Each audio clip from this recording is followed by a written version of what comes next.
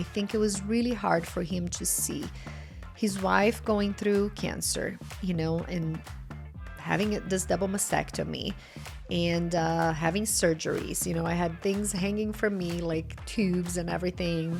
Just a little bit of a change in lifestyle, not really knowing what the future held, which is still don't, but it's scary. And then losing my father-in-law, who had been in the hospital since July. So those 6 months were probably the hardest times in our lives until we didn't know that we would have more than that. Hi friends, you've made it to Karina Faith Diaries, your new go-to spot for real talk about the journeys that shape our faith. I'm Karina, your host, and I'm super excited to chat about real-life struggles, wins, and everything in between. This is all about honest conversations, lifting each other up, and the power of a relationship with Jesus. Whether you're here to learn, connect, or to get inspired, let's get started together.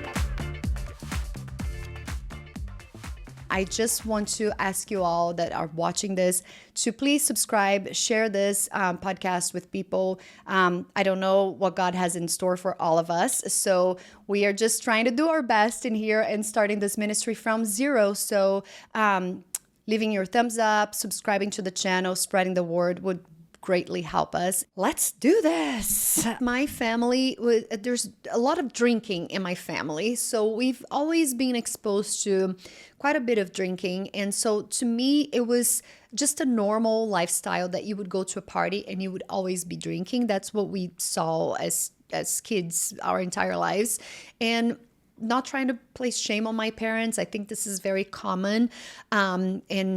Everyday's world, in today's world, but it's thinking back on some of the things that my dad would tell us, like, do what I tell you, don't do what I do.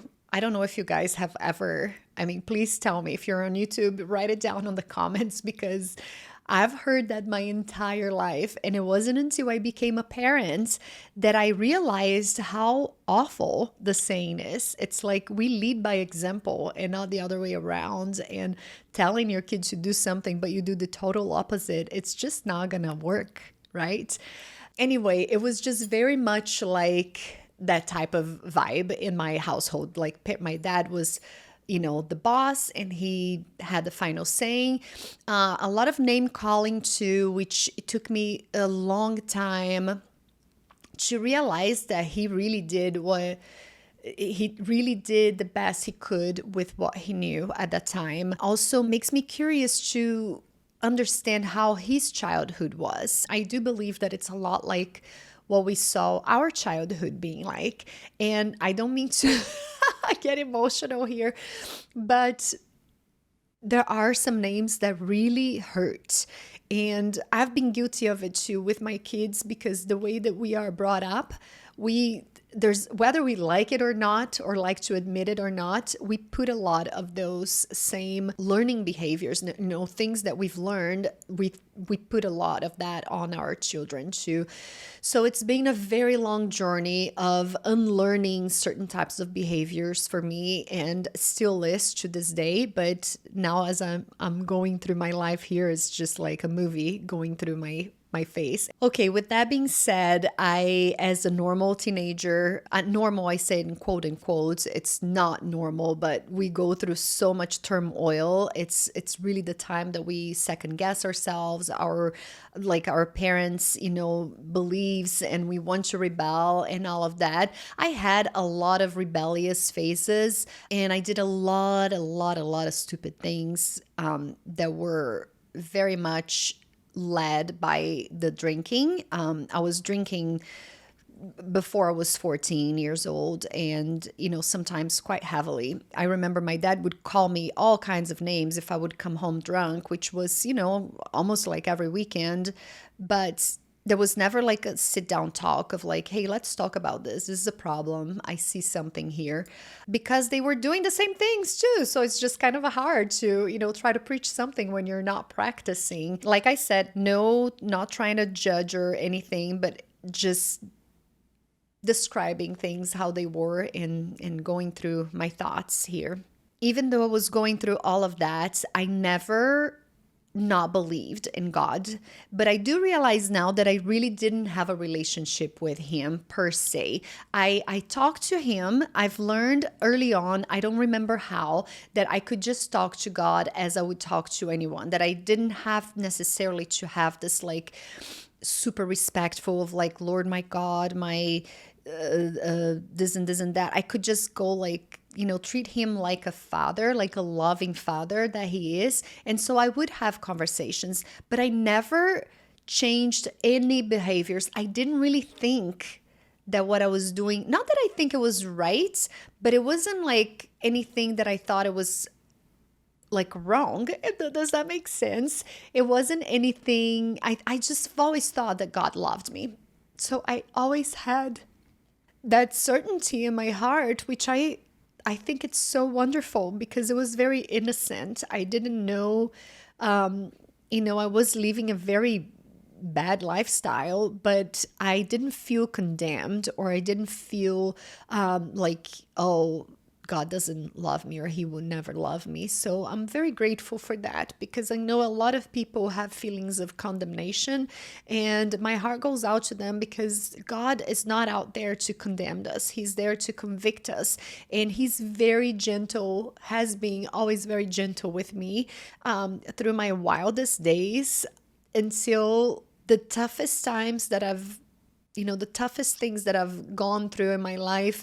I've always felt his gentleness very strong in my life. So I would come home after a night of drinking, and I would say my prayers at night and just go to bed. And it was that faith that was beautiful and innocent, but it did not produce any change. And so that's why I tell you that I don't think I had a relationship. I had more of like, I know you're there, and I'm here, and I know you love me, and that's it. That it ends right there. And it wasn't until later on, with maturity and really getting to know God and having a relationship with him, that I understood that having a relationship with him is completely different.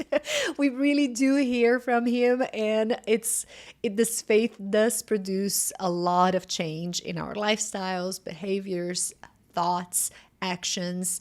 And you guys, I'm still working on a lot of those things, but I am so hyper aware of them right now when I do something stupid. So fast forward to my time here, I decided at around 22 years old that I've always wanted to come to the United States. I was a flight attendant in Brazil for a while, and I wanted to come here and learn English and go back there to have better flights and better routes, make more money, kind of grow in my career. And that was initially what I thought I would be here for, just a year. I came as an au pair, lived with an American family to learn the culture. They were Protestant also, but I don't remember them going to church a whole lot, or maybe they did, and I just wasn't. Because I remember working, I had like an X amount of hours. I think it was 45 hours, and I would max them out every week. So I would leave on Friday night and not return to their house until Sunday night. So I don't really know as far as their church routine went, but I can tell you that I didn't hear a whole lot about it in the household until later on. 2003, I met Brian, and it was almost the end of my au pair year. And I remember he was going to have his birthday. I was going to go back to Brazil. I had a boyfriend on and off, very terrible, super toxic relationship. And my heart also goes out to people in toxic relationships, because it's so extremely hard to get out of it when you're in it. I thought I loved this man. I thought he was the man I was going to marry. And he was completely just jealous and abusive with his words, and he pushed me around a few times.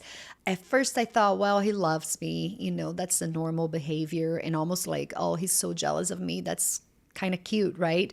Until it's not cute anymore, and it becomes something very abusive. And it wasn't until I met Brian He treated me so well. And mind you, I had broken up with this guy. We were actually engaged. And since I was going back to Brazil, in my mind, I thought, gosh, am I gonna go back with him or not? Like, he would not leave me alone here. He would not let me enjoy my time in my exchange program. And so that's why I decided to break up with him, even though I thought I loved him. And getting closer to my date, my time of leaving the country and going back to Brazil, I thought we would end up getting together again. And then I met Brian, and Brian is just this like Prince Charming. He is so nice. He's just so such a gentleman. He treated me so kindly. He would say like some of the cutest things, and I at that point had no idea what he was saying. I'm just like, this guy's so cute, he's so sweet. And that's kind of how it started, like this comparison of like, gosh, I have this guy who treats me like crap and calls me names and all of this. And mind you, again, comes back to like your generational thing, thinking that this is kind of like how my dad treated me, so maybe that's a normal thing, right? And not all of my boyfriends were like this at all. Like, I had very nice, kind boyfriends. But this one in particular was very much like that, very macho man, style. Long story short, I decided to stay. I moved in with Brian, and we, because of visa and all of that, I had to move in and we had to file paperwork, and we ended up getting married that following year, June 2004. And then we had Bella 2005, Sophia 2006, and Antonio 2007. So back to back, we had three kids under 3. It was pretty crazy, as you can imagine. Like, if it sounds like it was a nightmare, it kind of was. It's like I had days that I didn't shower. I felt very lost in myself. I never really wanted to be a mom. It was not something that I aspired to do. But at that age, and when I met Brian, I'm like, you know what? I'm kind of ready. So then I really wanted to. And I knew that I didn't want to have one child. So I had, Bella, and then as soon as I stopped breastfeeding, I got pregnant with Sophia, and it was great. But then I was just done because my body was so exhausted. And then we found out that I was pregnant with Antonio, and it was hard because I was just like mentally drained. We were financially drained, but obviously having that baby in my belly was just it was just a wonderful feeling that I could never think, that I wouldn't have him. And now looking at my kids, I'm just so very grateful that I have all 3 of them. And I couldn't imagine my life without one of them. They all have such different personalities, and it's such an incredible dynamic. For me, it was hard. I had a little bit of a postpartum depression with Bella. Not a little bit, it was quite a lot. And my mom was here visiting and helping me out, and I just hated every moment of it. I could not enjoy her. I was just so scared that my baby was going to love her more than she loved me. It sounds so silly now talking about it, but gosh, it was so rough, and I had no idea why I was feeling the way that I was feeling. And I remember reading a book before having Bella and talking a little bit about postpartum depression. And I've always been a very joyful person. I never once thought that I would get hit by this. I'm just like, oh, this is not for me. Literally, I would flip through those pages and completely brush it off the subject because I never thought, that it would affect me. And we just don't know. It's so hormonal, and we don't know if it's going to affect us or not. So with Bella, actually, Bella was a little bit, and Sophia was even more. Sophia was like the feelings that I thought she was going to die in her sleep, and I would be there like listening to her breathing all the time. I was so paranoid, and journaling helped me so much. I remember like writing on my journal because I read somewhere that this would help, especially during the first 6 weeks where everything kind of goes back to normal, your body is healing and all of that. and then writing there, pause to cry. And then I would cry, and then pick that back up again, and then writing more. And I would write like, today I'm feeling a little bit better. Today I'm feeling way better. And then I would read back like a week prior, and I'm like, gosh, it feels like I'm making progress here. Things are getting better. She's sleeping better.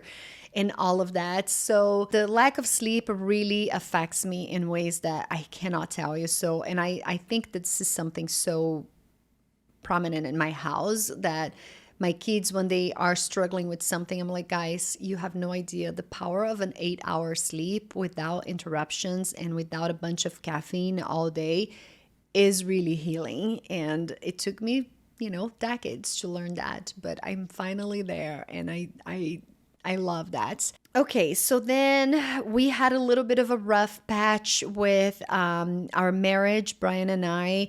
And I think it was during those years that the kids were little, I felt very lost in what I was doing. I felt jealous that he got to go out of the house. That he got to go out of the house and work, and I had to stay and take care of the kids. Like I said, it's not a natural thing for me to be a mom. And I just felt like I was missing out on things. I missed being with my friends. I missed adult conversations. And I feel like at that point, my drinking really escalated. I was like drinking every day. Once he would come home, I would pick up the bottle of wine and go to the garage to call my mom. And so that was really rough. And obviously that affected our marriage too, which I'm so glad that he stood the test and we worked through it. But at that point, we didn't really have, like, he's being of a Lutheran faith, so very similar to Catholic, which obviously they're Protestant, but it was more of like I hate to use this word lukewarm, because it's not that I'm labeling the religions. It's just like how I felt the churches that we would go to. It didn't feel it just felt like it was a chore. It felt like I was checking a box and I was just sitting there. Okay, I'm doing my duty, God. I'm going to church. And so we didn't really have a relationship with God. However, like I told you, I kept on praying through all of the difficult times that we've had. I prayed. I've always been a prayer warrior. if I may call myself that, I would pray through things. And so I was starting to develop a relationship. I think more so. Didn't really have a community to hold me accountable or anything like that. I did have my best friend, Chris, who is Catholic. One advice that I give is like, have that one friend that can know all of the ugly things about you and still love you through it, because it's so important and we need that. I mean, it's in the Bible for you to confess your sins to a person. It's important. So we had to move to Vail, Colorado eventually 2012. And at that point, Brian had a project going on in there, and that's when we were having a rough time in our marriage. I had a full-time job working at Saks Fifth Avenue. I really loved my job. That was when I found I got to go to school for fashion. I kind of skipped that because the kids were little. I was actually pregnant with Antonio, and Brian, supported me through school, not supported me only, but really, paid for all of that, which was incredible of him. And I never got my degree. I still had like 6 months left. But at that point, the kids were growing. We were stranded for money. So he's like, we need to just, take a break. And so I went to work for Saks, loved my job, but it was retail hours. And we were trying to, I didn't really need to work, but I wanted to so badly. And I feel like I was a better person for it. However, I was, working retail hours. So I was gone a lot on the weekends and all of that. And I think that took a toll in our marriage. That's when Brian got this opportunity to go and build a house in Vail. And he said, well, I don't want to be traveling back and forth, so let's just all move there. And I really had a hard time kind of giving up my little retail job and my life in here, my friends, to just go move into a remote village, which Vail is amazing, but when it's not season, there's really not a lot going on at all. and very, very small community of people, which now I absolutely love. It was one of the best things that we've done in our lives. But going into it, I was just like, oh my gosh, what are we going to do? Looking back, it really did save our marriage. It was a year that we really got closer as a family, as a couple. We did everything together. We were basically isolated there. We had a few friends that we would do things. I found a job in a boutique there, put the kids in school. We would go skiing every weekend with them. It was really amazing. I'm just so grateful that we got to do that and spend a year there. And I do feel like that really helped to really get our family together again and make me enjoy being a mom again, and still have a job, still have friends, but knowing where my place was. So then coming back to Indy, one of my friends invited me to go to this church, which is still the church that I go to this day. And that was 2014. And I remember going and feeling like, wow, this is like nothing I've ever seen in my life. The presence of the Holy Spirit, it's so powerful in there. The worship, the environment, it was just like a lot of young people, which now if you go, there's a lot of people of all ages. But to me, it just really spoke to me. And at that time, I was very like a rebellious soul. And, the pastor was very like, he preached a lot of conservative ideas, which to me was kind of like, wow, he's pretty conservative, but I kind of like the way that he preaches the things. And the more I got to know the Bible and learning, he preached from the Bible, which I've appreciated that so much. Never in my life had I been to a church that would preach an entire message out of context and explain all of these passages and what it means in today's world, rather than just read a passage and then kind of elaborate on something else. I don't know how to explain, but that really spoke to me. And I can tell you that produced change in my life like nothing else. Like I became so aware of so much that was wrong in my life. And that was the beginning of this huge change that happened to me. I started to think about it. I accepted Jesus right away, and things started happening in my life for the better. I learned a lot of principles. I really wanted to be the best version of myself that I could. So I was like, wow, I just love this. I love Jesus and I love God, and I'm going to be this and this and that. And then, things took a turn for the worse. You think that, you're now being a follower of Jesus, and our pastor likes to say that, if bad things are happening to you, you are on the right path, because the devil does not want you to, follow this path of Jesus. And the road is narrow, and so the road to heaven is narrow, meaning we're going to go through difficult times. And learning that, knowing that, and having a community made an entire difference to what I was about to face. So 2018 comes around. I decided to quit my job and become a full-time influencer, fashion blogger, content creator, you name it. Like, we have so many names for what we do. But I had been working on my blog since 2010 with a friend, and then 2011 is when I created Karina Diaries. Never made a penny out of it until I actually had my first tithing, which that's a story for another time. So money started trickling in a little bit, and I'm like, I left the retail job, got a job at the kids' school just to allow me time to be on the same schedule as them, and then work on the blog, in the evenings and on the weekends. And that's what I kept doing for a couple of years. In 2018, I decided that I was going to quit my job as the assistant teacher and go full-time as a fashion blogger. And Brian gave me his blessing. He actually encouraged me to try, and that's what we did. I put in my notice, and then 30 days later or 3 weeks later, I found out that I had breast cancer. So that was a really tough time. And another curveball of like, gosh, it took me, X amount of years to make this decision, be brave enough to quit my day job and do this full time. And now I find out that I have breast cancer. And being an entrepreneur, and so is my husband, so both business owners, it's very hard to afford insurance. So I was just thinking, am I going to be able to do this? What's going to look like?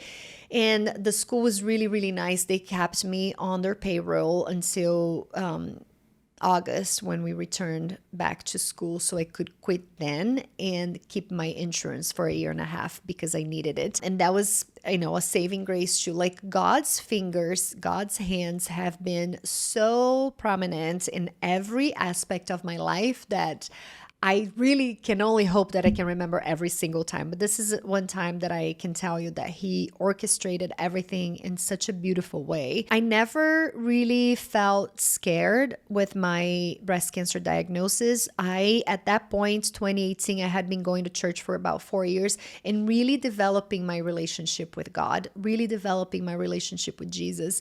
And I knew they were taking care of me. So was never scared. I told the kids, hey, things are going to be okay. And mind you, guys, I'm not trying to judge anybody who is feeling scared. This is a scary diagnosis. I completely understand. This is just my story and how I was at that point. I kind of submitted, and I'm like, I know that things are going to be okay. I don't know why the supernatural force came into me, but I was not scared.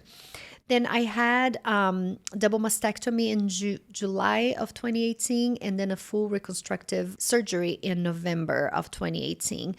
That year was really rough for so many reasons. I mean, I was happy because I was finally getting into the blog world. I was making money despite all the craziness of cancer. Thank God I did not have to do chemo or radiation, so I got to skip that, which was such a blessing. And that was my biggest prayer. Like, I got this, but please I pray that I don't have to go through this. And God talks about specific prayers too. So I encourage you to really go and ask for specific things. I don't know if they will be done.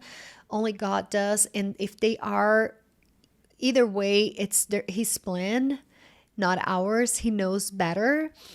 But I encourage you to really be specific about your prayers. As silly as they sound, nothing is silly for God. And he knows what we need before we ask. But in the Bible, it tells us, ask and it will be given. Knock and the door will be open. Seek and you shall find. So it is almost an order. This came from Jesus. So don't be afraid to be asking and seeking and knocking. 2018, we also lost my father-in-law, and that was a really rough time for Brian. I think it was really hard for him to see his wife going through cancer, and having this double mastectomy and having surgeries. I had things hanging from me like tubes and everything.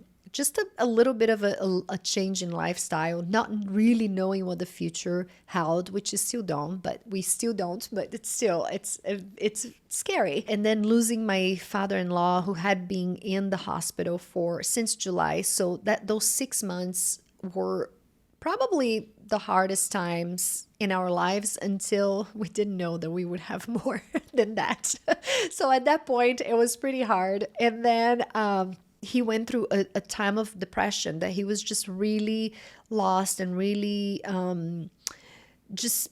it was very hard on him, very, very hard. And, we going through that, it was just so difficult for him, and just seeing him pull away a little bit. It's a serious thing and it can happen to anyone. So 2019, we kind of worked through all of those feelings of hurt and all of this that we had. It was a really great year for me financially and with the blog. Like, it really took off. I started actually working with an agency that I got accepted with.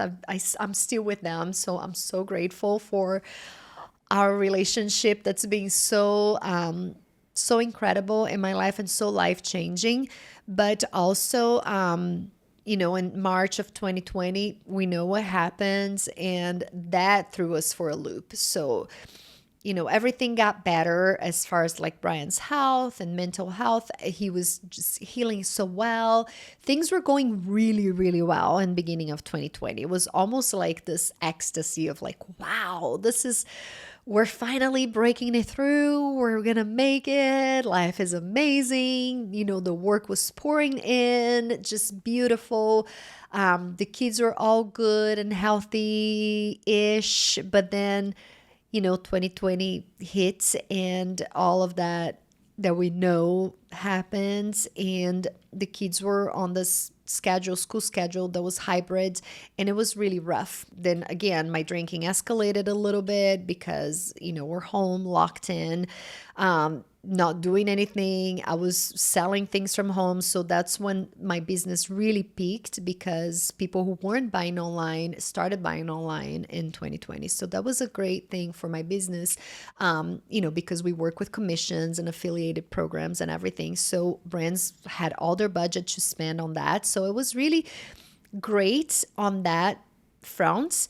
But we saw one of our daughters started to pull away a lot. She looked very depressed. She looked very like she didn't want anything to do with us. And, I would talk to the other kids and they're like, oh, this is just a phase. It's normal. And, when you hear about teenager, it's so hard because each one of them are so different than one another. You want to respect them, but at the same time, you still need to be a parent. And I think that this is what I would have done different, looking back at what we went through, was to just really follow through and not brush it off. Not, oh, I need space. Well, I'm sorry, you still live here. I need to know what's going on, because we gave her space, and then she was our little angel child. I don't want to use this term either because I feel like it's very labeling, but she was one of those kids that never gave us any trouble. And so I never in a million years thought that this would be a child that would be into drugs, And so she did. She tried drugs. And I think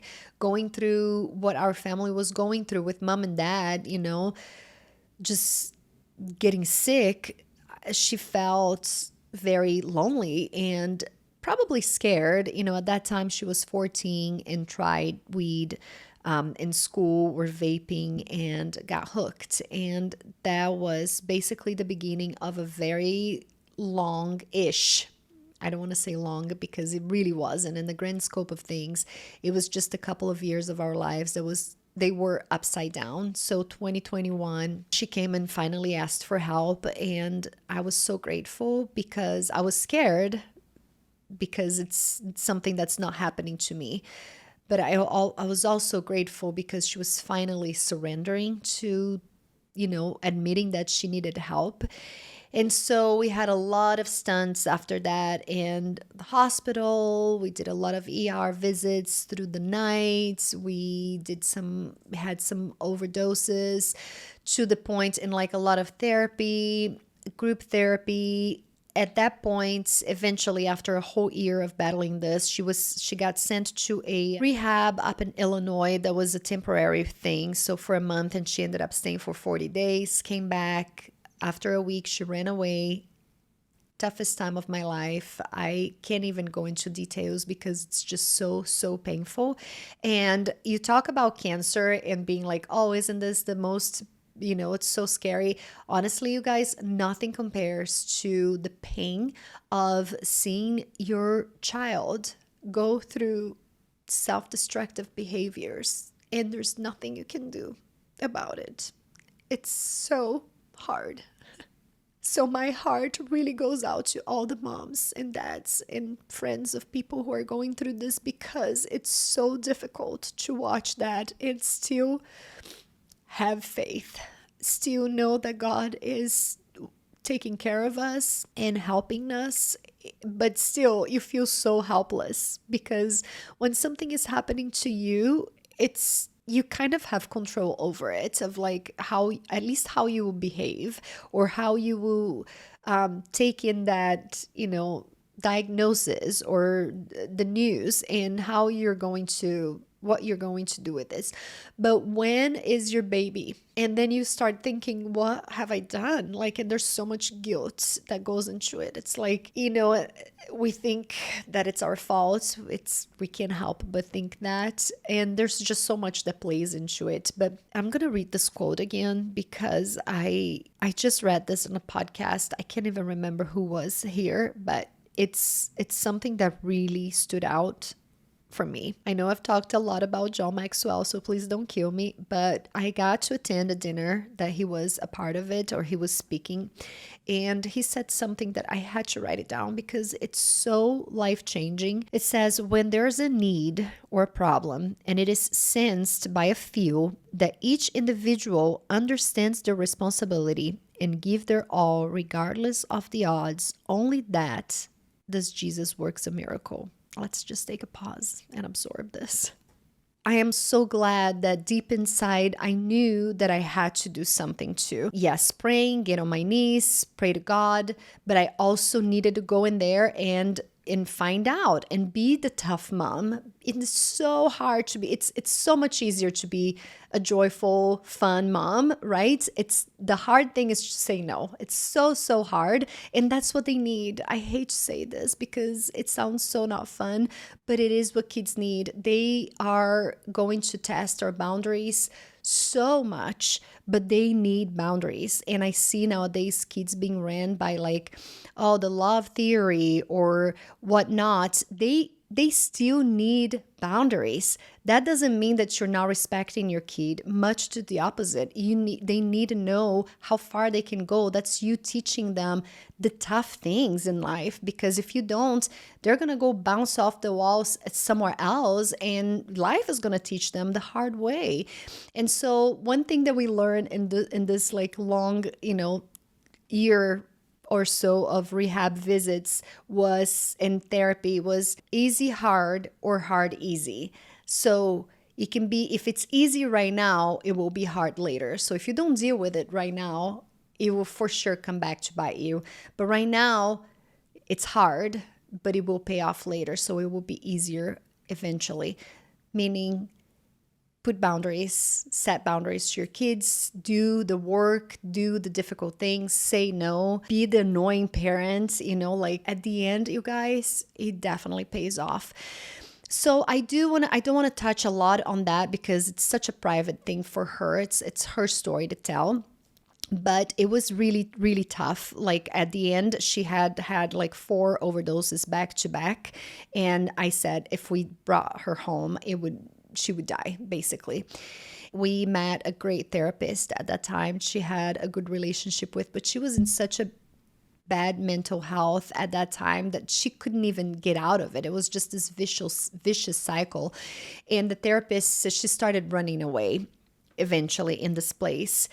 And, bad friends, there was a lot of things that came together. And in that week that she started running away, I was praying and I was doing a fasting. And I can't remember what it was, but I just remember just being in such a fervorous prayer time and just really asking God to move. And she started running away. And thank God, because Utah is in the west, sort of West Coast Mountain Time. I can't even remember. They are in a total different time zone. So I wouldn't see the emails. They would try to call, but I have my non-disturb. So they would send an email saying Sophia ran away. And then after a few hours, we found her. And I would see that in the morning. So thank God that I didn't see that at that time. She ran away because obviously we would be so worried. And this happened 3 different days that week. And I was just having these conversations with God that I'm like, I don't understand. I am here praying. I am here doing this fast. Good things are supposed to be coming out of this. What is going on? Just having these internal battles and these questionings. And I think, you guys, that it's okay for us to ask him, because us in our limited mind, we have no idea. We really don't understand the reasoning behind things, but we just trusting him. I think it's all we can do. Keep on praying and trusting, because looking back, that had to happen in order for what was coming to happen. So she basically got kicked out of this program, but we had a deposit that was a lot of money. And if we chose to pull her from the program, we would lose the deposit. And that was a year long program. But if she got kicked out, we would get our deposit back, which thank God we got it. But the therapist said we're making a recommendation for her to go to the wilderness program, which if you have ever heard of that, it's probably the parents and the child's nightmare. Most scary nightmare, because we hear so many awful things about it, and we did not want to send her to the wilderness. We hesitated so much. It was such a tough choice, and at that time we were working with a educational consultant, which there's a lot of people who do that kind of work. They would learn about your teen's story, and then they would advise you in placements that would be suitable for them based off their personalities or their troubles or what not. So he said, I know it sounds really scary, and I know there's a lot of bad rap online, but I really highly recommend you sending her, because it can be very life-changing. There's a lot of positive stories that come out of it. And we were basically out of choices. It was either that or send her to a lockdown facility, which we did not want to. So, I talked to my sister who had been through the, drug addiction journey, and she said she is too comfortable in this boarding school. She needs to feel it in her core. You need to rock her world. And I never forgot that. I'm like, you know what? She's always been very outdoorsy. She loves the outdoors. So, okay, we're gonna do it. So talk to Brian. We decided, okay. So it was really tough. She got transported there from Utah to Colorado. And it was like in the winter time. So this was end of October. So November, December, and she came back. She finished in January. So she was there through the winter. And you guys, crazy. It's crazy. One day I really hope and pray that she would come here and share with you her journey there, because it was probably one of the hardest things that she's ever done. And it was very life-changing. Like, she learned so much to take care of herself, build fire. She would sleep outside in the snow. I mean, it sounds so rough and everything, but it really brings these kids back to life. It just gives them a sense of purpose. They are there as a group. Everybody has a role, almost like the body of Christ. Everybody has a role. Everybody has a gift. She was the fire maker. She would make fire in an instant, and other girls couldn't. So there's everybody played a role in this survival situation, and they would hike for miles, 10, 12 miles a day with a 50-pound backpack on their backs. It really roughened them up in the best possible way. They had to boil water once a week to showers, that kind of stuff. It was very, very cool. And as predicted, when she went, she hated our guts. We could not talk to her for many, many weeks until we started getting phone calls. But she wrote a lot of letters, and the letters started to progress as from hateful to I'm okay, to I'm actually kind of liking this, to laughing and telling us about the other girls and some situations, to finally missing us. We got to do the parent quest or family quest when we spent, I think it was 2 nights in there. They were the hardest nights that I've ever spent in my life. We actually slept in a tiki, but it was not heated. We just had a little roof under our heads, in this sleeping bag. But we got to experience a little bit of what was like. When she got released from there, she stayed for, I believe, 14 weeks, which is a little more than the usual.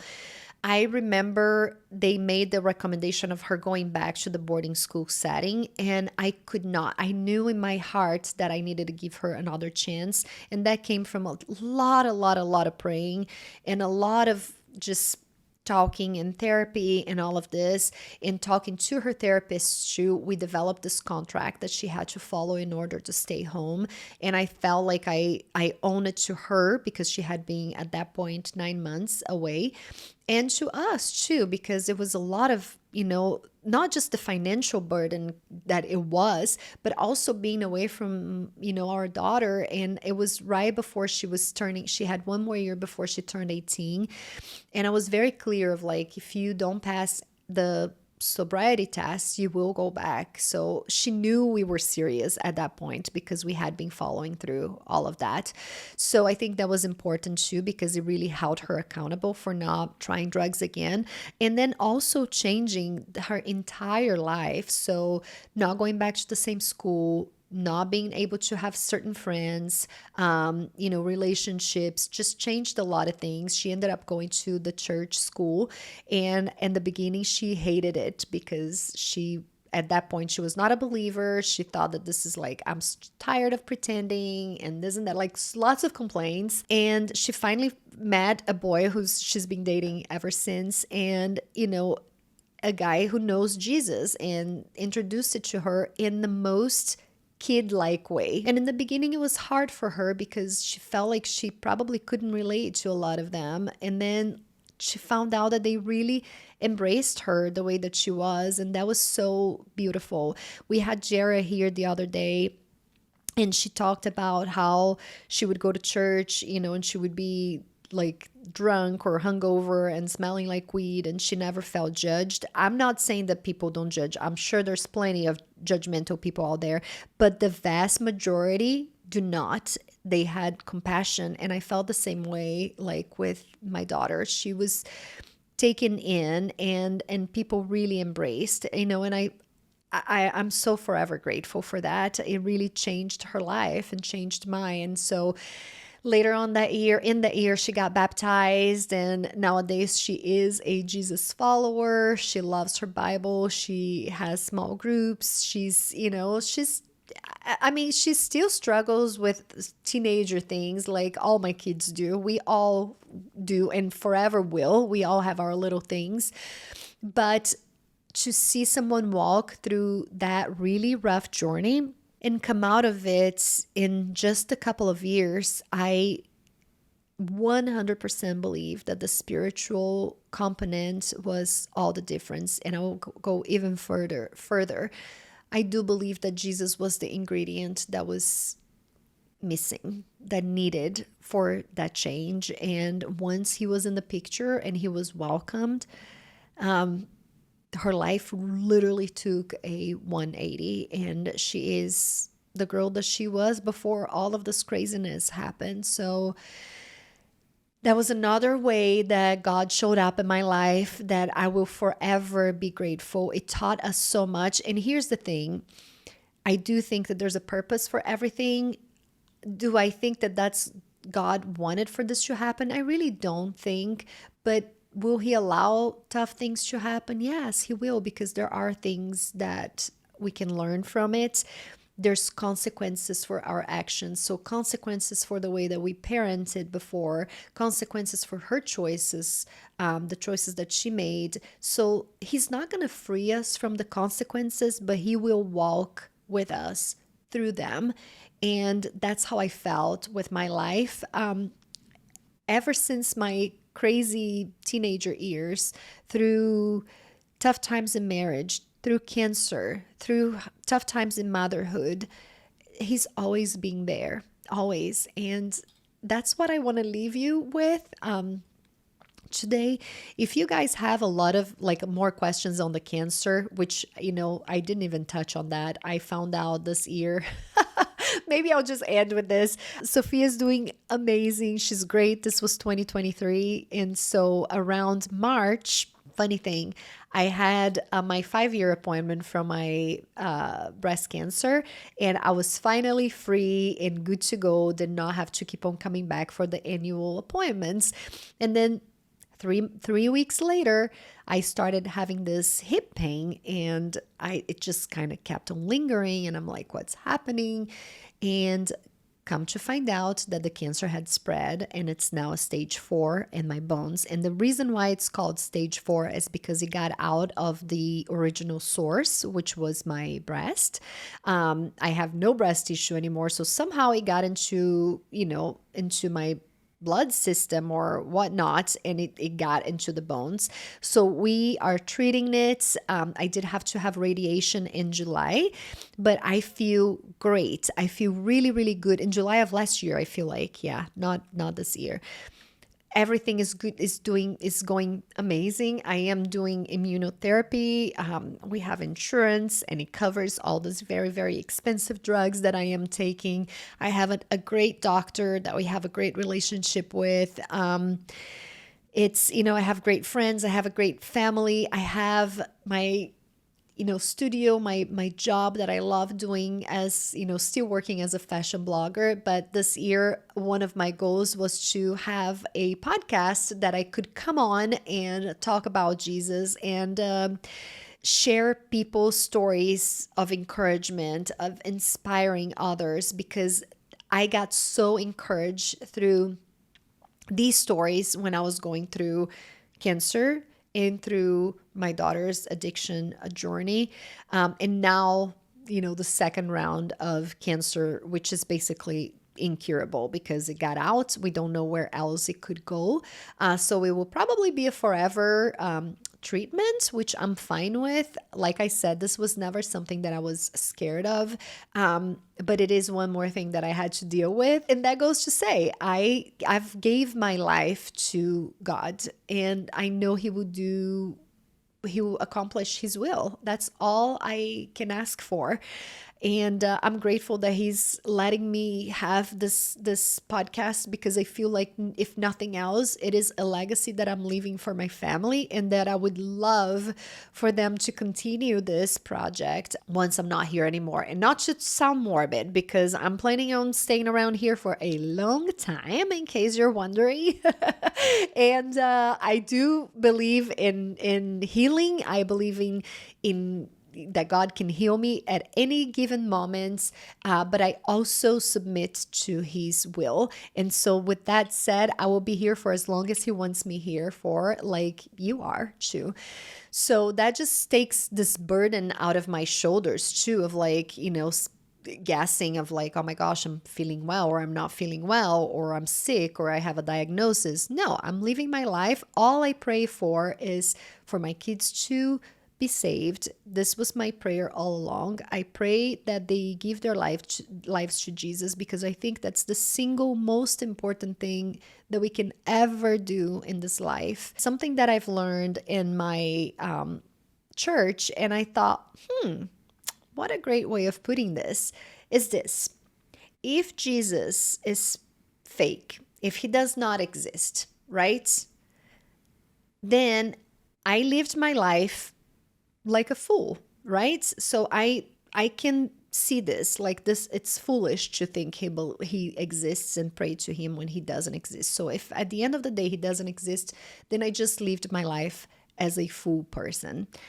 If He does exist, however, then that makes all the difference, right? Because I know where I'm going. So I want to end the season again full of gratitude for you being here. I pray that God will enlarge our borders and will let more people be able to see this. But again, His will be done in here. If you feel led to, please share and this episode, give us a review on the Apple Podcast or Spotify, share with your friends. That is so much more than you can possibly know. And that's it for today. Until next season, thank you for being here. I love you guys, and I wish you a wonderful 2025. Until next year, I'll see you then.